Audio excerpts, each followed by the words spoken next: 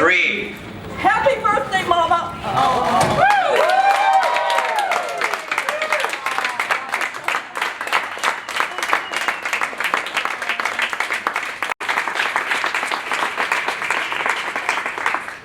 Thank you, everybody, so much.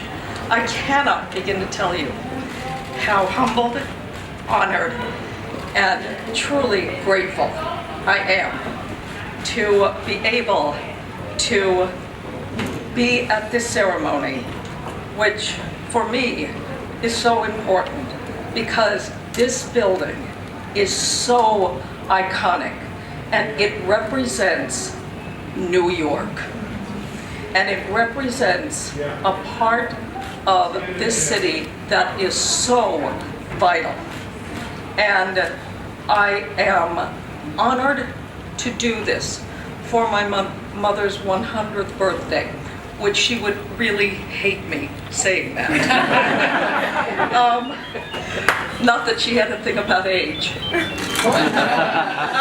But what I wanted to tell you is my mother loved this city. She loved New York. And she always used to say, I'm running away to New York, when she had a break from MGM. She never went to Europe. She never went anywhere else but New York. And I always said to her, why do you go? Why are we going to New York? And she said, because that's where I can be myself. And I thought to myself, I was a little confused, and I said, I don't really know what you mean. She said, well, in Hollywood, I have to be Judy Garland, but in New York, I can just be Judy. And she said, let me show you what I mean.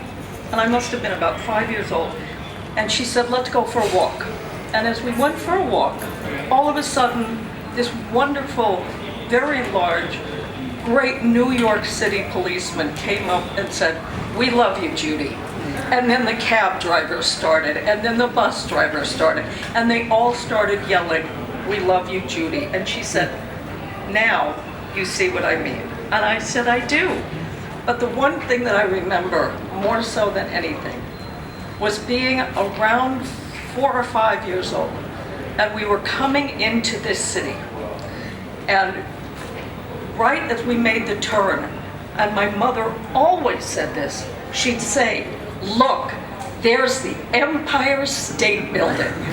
And I remembered that forever. So I am so honored that if I can get through this,